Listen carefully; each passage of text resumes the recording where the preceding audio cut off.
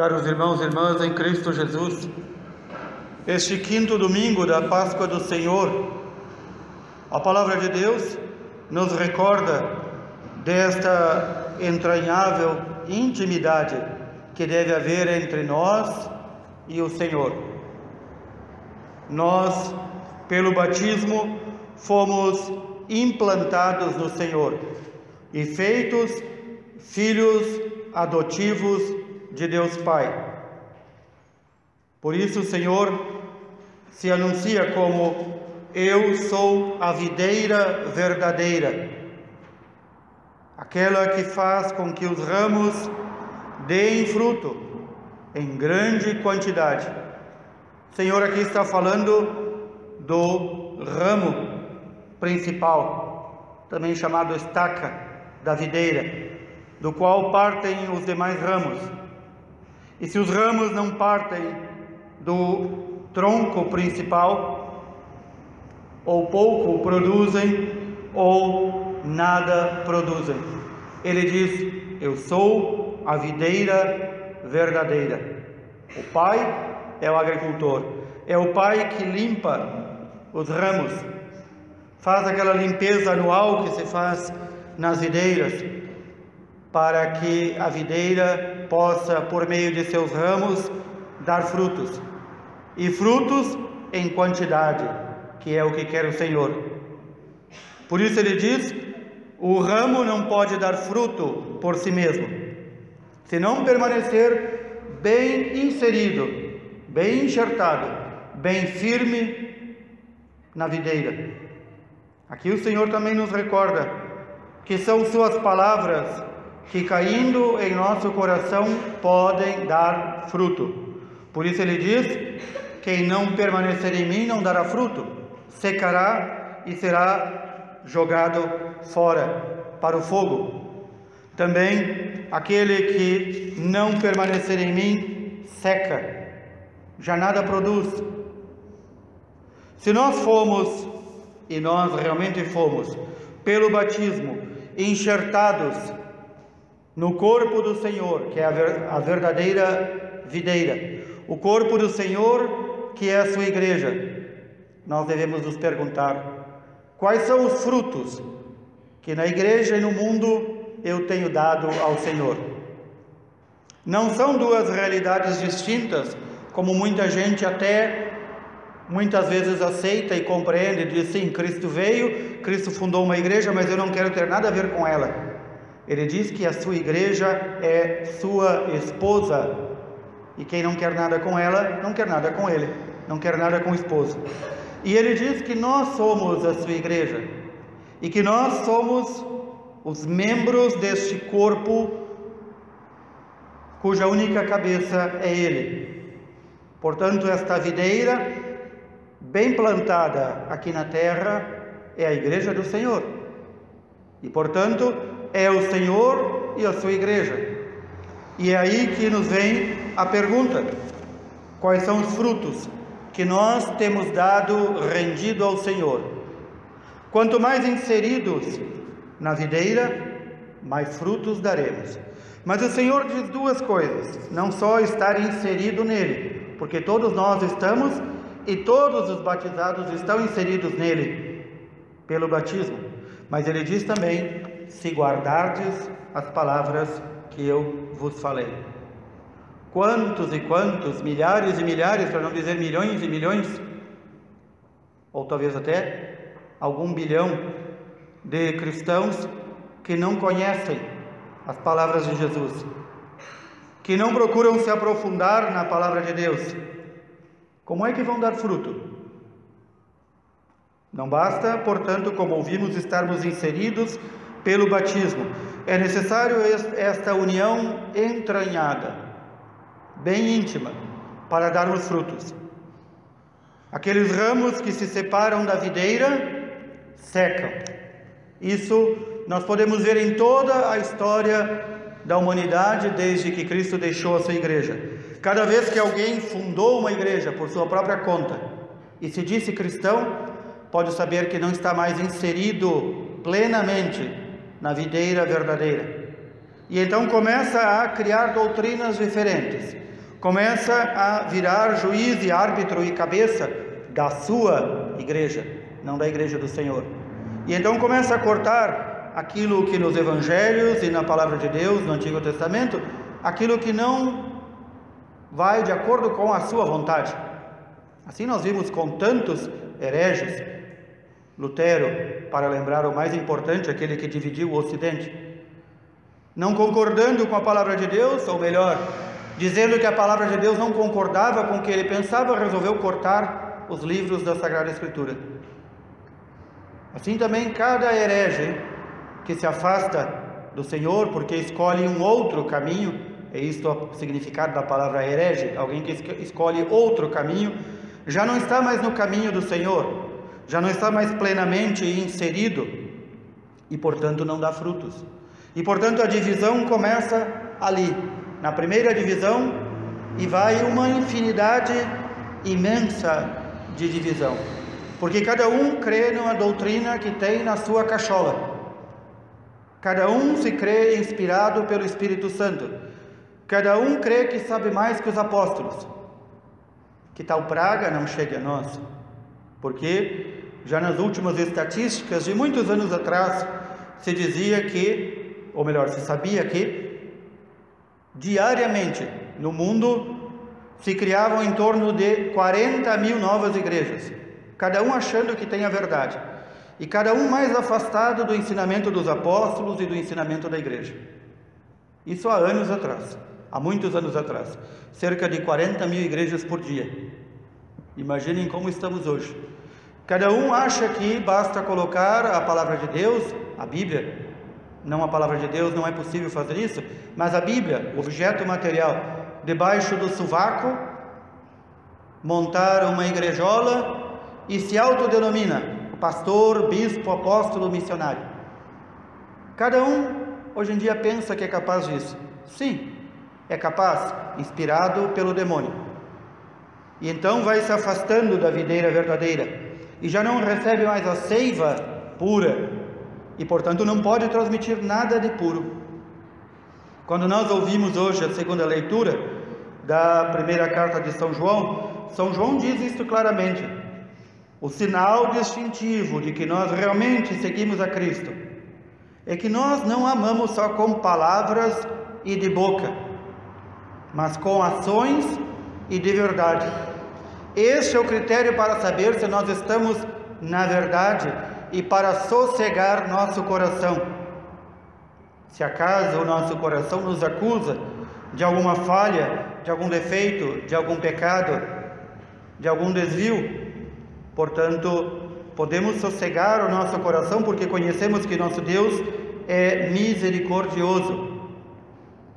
O nosso Deus deixou na sua igreja o sacramento da confissão. E quantos cristãos que já estão desencaminhados e dizem: eu não preciso da confissão. Alguns até dizem assim: mas por que é que eu vou me confessar para o padre se ele também é pecador? É claro que o padre também é pecador, ele também é um ser humano e ele também vai buscar o sacramento da confissão pelo menos uma vez ao mês, pelo menos. A este que disse isso, não vou me confessar com o padre porque ele é pecador, ele está dizendo: não creio que Jesus disse que na sua igreja deixaria ministros com o poder de perdão em seu nome. É isso que está dizendo.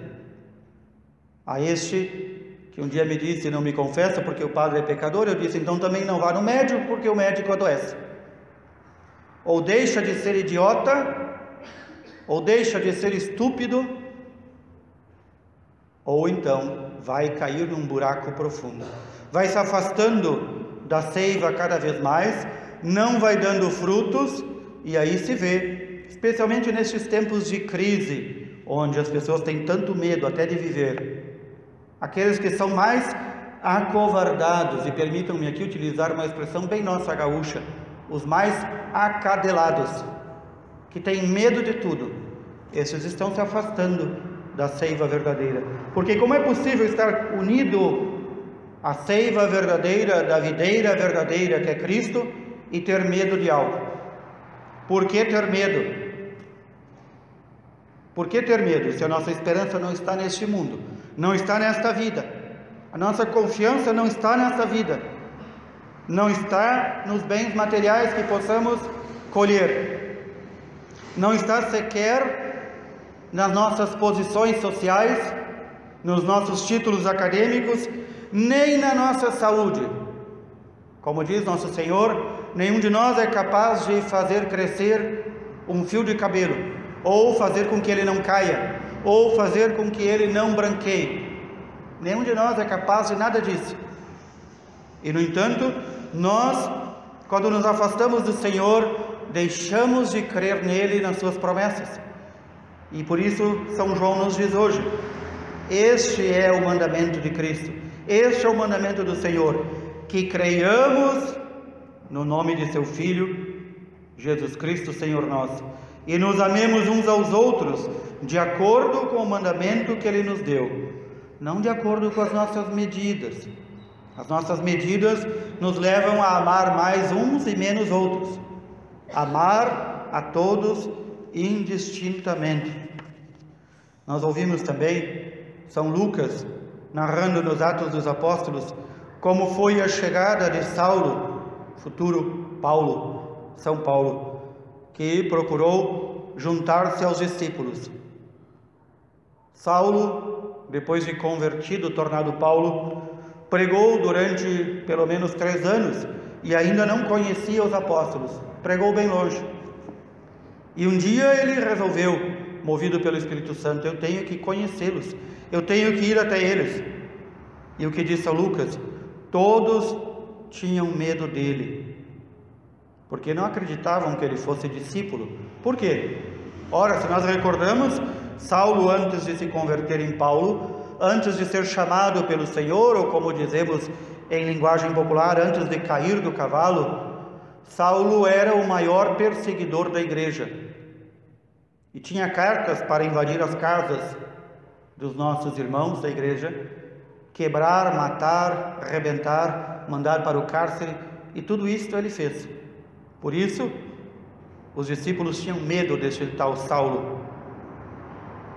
E então, Saulo vai junto com Barnabé, outro discípulo que vai ajudá-lo no seu ministério, e o apresenta aos apóstolos e narra como Saulo viu o Senhor no caminho para Damasco, e como o Senhor lhe havia falado, e como o Senhor o havia convertido.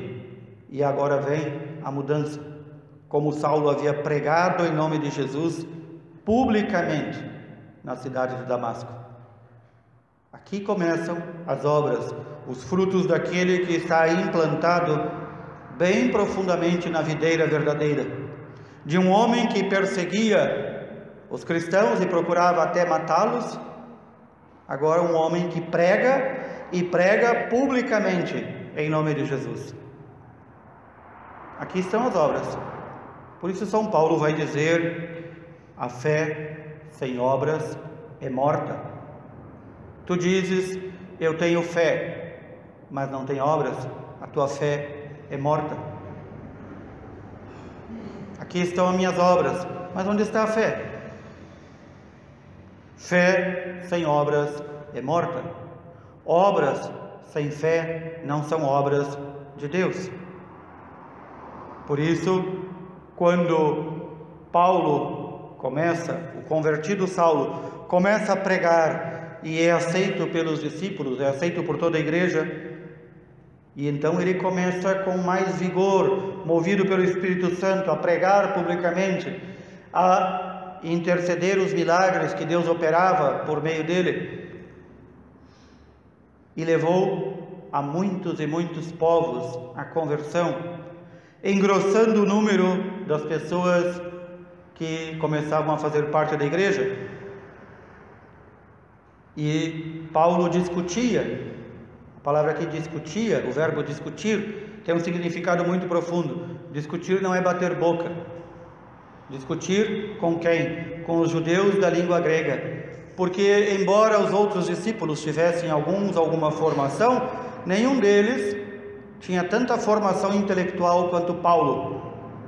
E Paulo não só falava várias línguas, como tinha uma altíssima formação, não só nas leis judaicas, como nas leis romanas.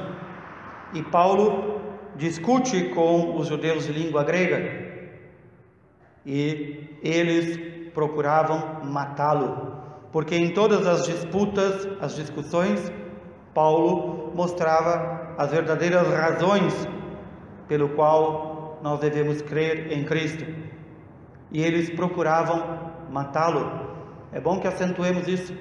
Aquele que busca fazer a vontade do Senhor, aquele que busca dar frutos, aqui no mundo, o mundo tenta matar, o mundo tenta destruir. Se nós não queremos a morte, se nós não queremos a perseguição, se nós não queremos nos incomodar, é só continuar com o cristianismo morno e mofado que muitos vivemos. Se nós queremos realmente dar frutos ao Senhor, devemos dar estes frutos, e publicamente, para que todos reconheçam que nós cremos no Senhor, cremos no seu nome e nos amamos uns aos outros. Que o Senhor nos dê este ímpeto que vem do Espírito Santo, este temor de Deus que vem do Espírito Santo, este amor a Deus e a sua igreja, este amor por todos os homens, para darmos frutos de Deus, para darmos frutos dignos de Deus Pai. Que os demais que não creem passem a crer vendo as nossas obras. Que assim o Senhor nos ajude. Louvado seja nosso Senhor Jesus Cristo.